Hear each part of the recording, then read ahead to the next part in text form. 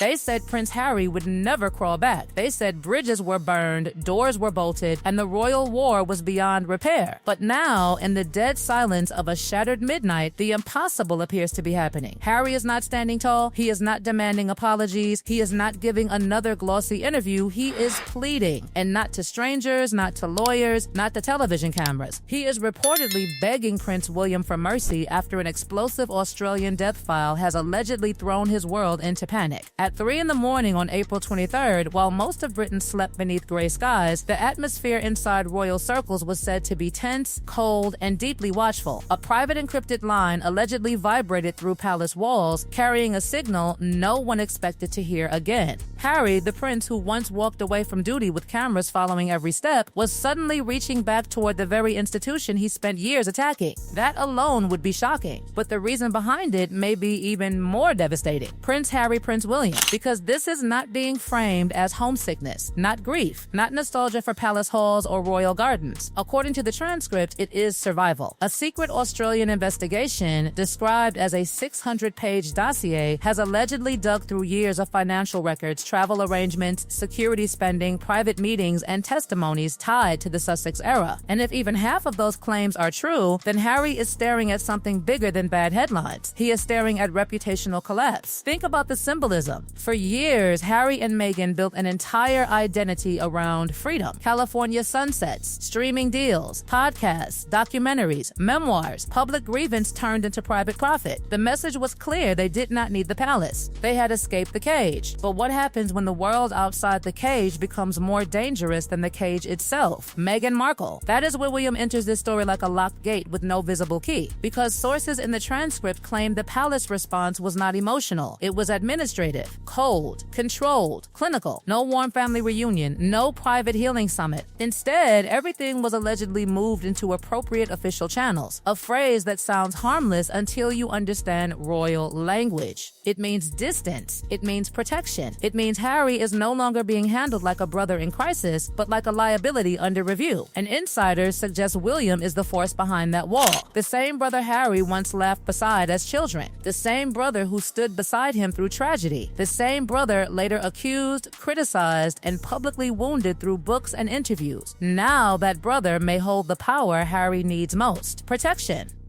Access, influence, a path back. But power changes relationships, especially when betrayal is still echoing in the hallways. Imagine Harry making the call, not as a prince of swagger, not as a rebel icon, but as a man watching the floor beneath him crack, asking the brother he publicly challenged to now help save him from a storm thousands of miles away. That is the kind of reversal no publicist can script. The transcript also describes an 8-page handwritten letter allegedly reaching the king, but the real emotional center may not be Charles. It may be William, because Charles can sympathize as a father. William, however, thinks like an heir. He thinks in terms of damage, precedent, stability, and future risk. To William, Harry may not look like family returning home. He may look like a fire asking to be stored in the palace basement. King Charles III. That changes everything. If William agrees to help, the price could be brutal.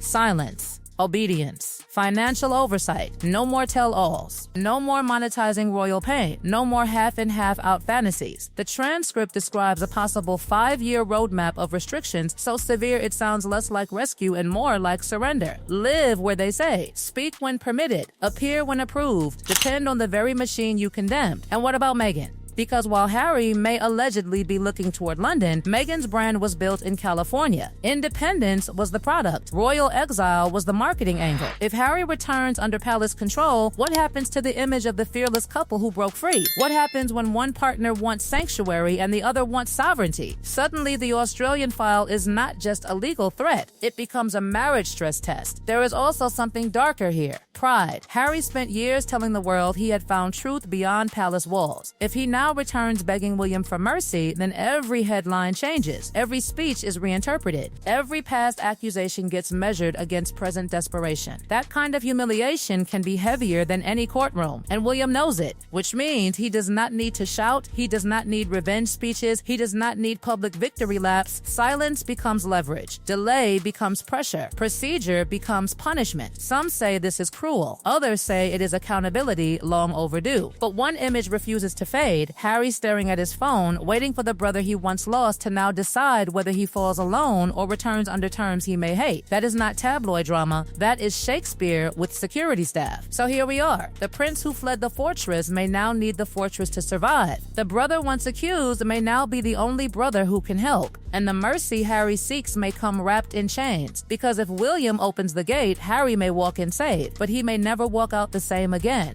The deeper this crisis goes, the more one brutal truth begins to emerge. Prince Harry may have asked for mercy, but Prince William is reportedly thinking in terms of consequences. Behind palace walls, where smiles are polished and emotions are hidden beneath generations of discipline, this is no longer just a family matter. It is a monarchy survival calculation. And that makes Harry's position far more dangerous than many realize, because when a brother becomes the future king, forgiveness is no longer personal. It becomes political. Prince Harry, Prince William, King Charles III. For years, Harry spoke as if the palace needed him more than he needed it. He had global attention, celebrity alliances, lucrative media deals, and a permanent spotlight. Every interview felt like another message to the firm, I can survive without you. But now, the alleged Australian death file changes the equation completely. Because headlines can be managed, gossip can be spun, and public feuds can be monetized. But paper trails, testimony, financial anomalies, and formal inquiries are different creatures entirely. They do not care about branding. They do not care about victim narratives. They do not disappear because a camera angle is flattering. That is why the silence from William is being read as thunder. He does not need to publicly reject Harry. He does not need to issue angry statements. He only needs to do nothing. That is the terrifying genius of palace power. Delay a meeting, route everything through legal channels, offer no emotional comfort. Let Harry sit inside Montecito wondering whether rescue is coming or whether he has already been judged. In royal warfare, silence can be sharper than swords. And imagine the psychological collapse that could create. This is a man who once walked behind his mother's coffin beside William, sharing pain the world watched in stunned silence. A man who once laughed with him in military uniforms, charity events, and balcony appearances. Those memories do not vanish. But betrayal has a memory too. Books were written. Accusations were made. Family secrets were commercialized. Trust was not merely damaged, it was broadcast globally. So when Harry now seeks help, William may be asking one cold question. If I save him today, what does he sell tomorrow? That single question could lock every door. The palace, according to the transcript, is allegedly considering terms so severe they sound like a royal reset button. A 5-year period of silence, tight residency controls, financial supervision, no unsanctioned interviews, no more personal narratives turned into billion-click content. In other words, Harry could be allowed back physically while being stripped of the very independence he fought to claim. Imagine the symbolism of that. A prince returns home only to discover home is now a probation zone.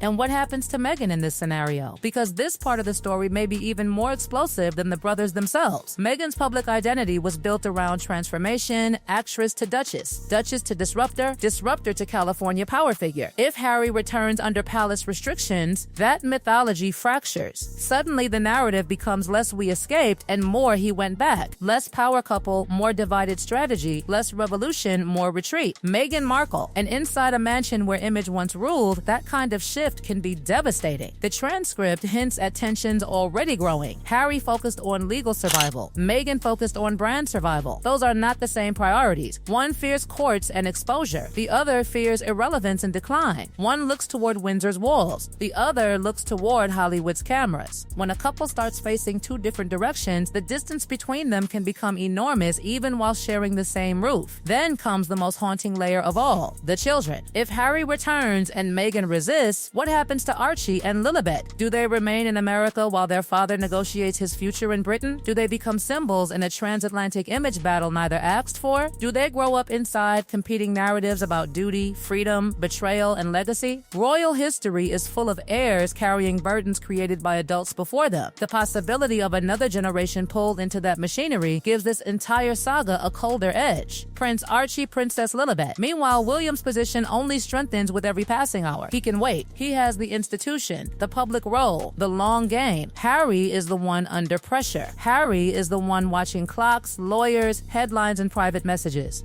Harry is the one who must choose between two humiliations: public scrutiny abroad or controlled submission at home. That is the trap. If he stays in California and fights, he risks exposure, financial strain, endless headlines, and the total erosion of credibility. If he returns to Britain, he may secure protection but lose autonomy, pride, and perhaps the life he built with Meghan. Either path costs him something enormous. There is no triumphant ending visible from here. And perhaps William knows that too, which is why mercy may not look like forgiveness at all. It may look like paperwork. It may look like conditions. It may look like a room inside Windsor with cameras outside and rules on the desk. It may look like safety purchased with silence. That is the kind of mercy institutions offer when families no longer can. The saddest twist in this entire drama is that Harry once believed freedom meant distance from the crown, but now distance may be the very thing destroying him. The fortress he escaped may be the only fortress still standing when the storm arrives. So the world waits. Will William open the gate? Will Charles intervene? Will Meghan accept any blueprint that turns their California dream into a cautionary tale? Or will Harry refuse the chains and face the fire alone? Because if the reports are true, this story is no longer about who was right in the feud. It is about who still has power when the reckoning comes. And right now, Harry is not holding it. William is holding it.